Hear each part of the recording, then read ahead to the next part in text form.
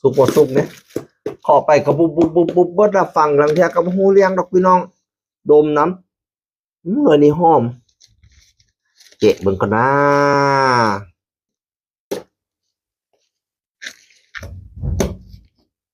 ซื้อมาต้อง8 หน่วยเลี้ยอยู่3 หน่วยสุกไม่สุกครับสุกไม่สุกโอ้ ออกไปทางเละแล้วพี่น้อง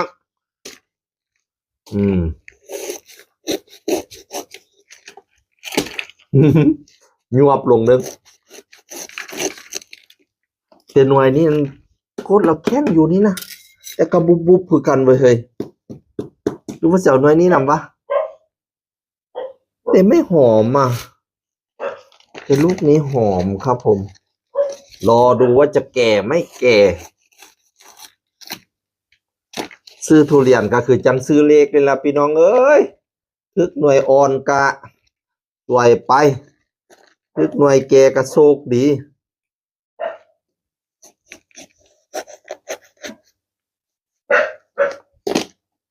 โอ้อันนี้เลี้ยงอุยหุยดีอยู่นี่เลี้ยงอุยหุยดีอยู่แต่ว่าเละแล้วอ่ะเละแล้วก็ไม่ถือว่ากับว่าเละหรอกมากอยู่คำนี้นะใหม่ค่อยเข้ามาพี่น้องเนี่ยตัวสิจัดหน่วยนี้นะวะหน่วยนี้ก็เป็นแข็งหน่วยนี้แข็งตัวนี้อ่อนแต่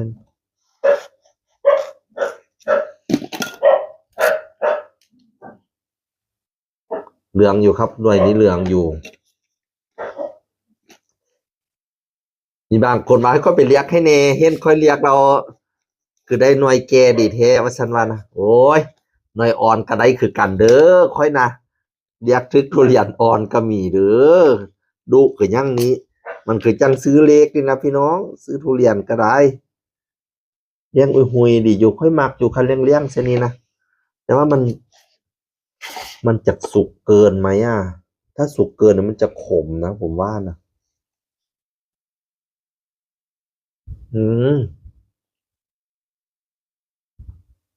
อันนี้แก่อยู่แต่อ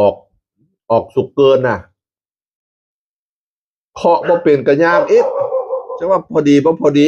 หลังที่เอาเคาะเบิ่งกระบาลบ่สุกป้าเข้าไปพันเป็นเดะแล้วสินะ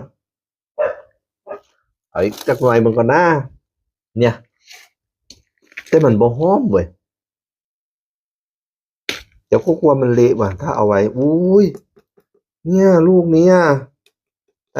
ต่เห็นบอเรียกบ่ดีนะพี่น้องเห็นบอเนี้ยเสียหรือเปล่าเนี่ยภูนี้นะจัดแล้วเอาไว้ไม่ได้แล้วมันจะเสียแล้วเนี่ยเห็นไหมตาดีได้ตาใบ้เสียนะการเลือกทุเรียนนี่ก็ได้เห็นบอเนี้ยเสียเข้าไปแล้วเนี่ยโอ้ยลุงมันเสียเอาบอได้เบิ่งเนี่ยจุดเนี้ย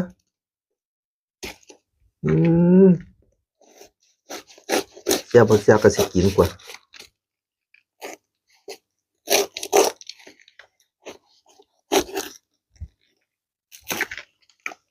มันเอาไว้ไม่ได้แล้ว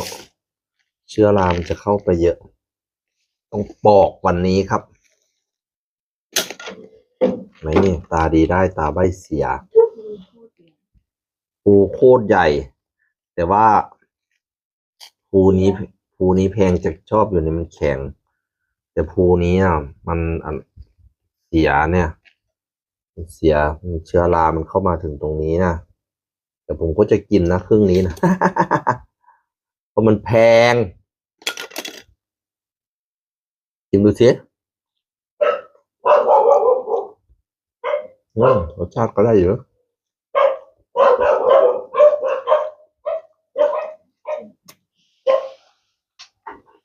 อย่ามาถึงตรงนี้ขอกินหน่อยนะ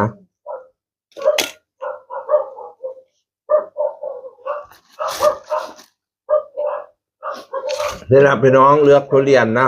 ตาดีได้ตาใบเสียเนี่ยลามมาถึงภูนี้เนี่ยลามมาถึงภูนี้เนี่ยไหนเนี่ยสีลามมาถึงภูนี้เลย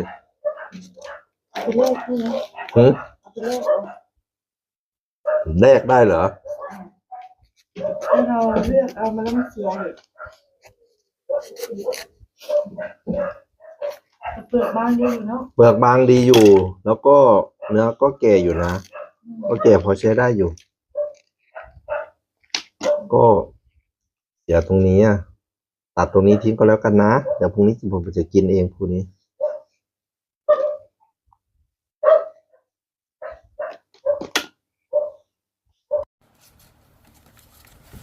ปลูอีก2 ปลูได้ไล่อยู่พี่น้อง แต่ว่าท่านอะมันมีรอยชอกช้ำเขาก็บ่ได้เบิ่งละเอียดตอนนั้นเนาะดูดีๆนะทุกคนนะซ่องไปถือว่าได้ไล่อยู่ความจริงถือว่าได้เยอะ ถ้าเราเลือกไม่โดนลูกที่มันเป็นแผลตรงนั้นนะเนาะมันเป็นแผลมันก็เลยเสีย ถ้าไม่เป็นแผลนี่ถือว่าคุ้มครับ2 หน่วยนี้คุ้มครับผมแล้วก็แก่ด้วย ตาดีได้ตาใบเสียการซื้อทุเรียนก็เป็นดังนี้เลยสวัสดีครับสวัสดีครับ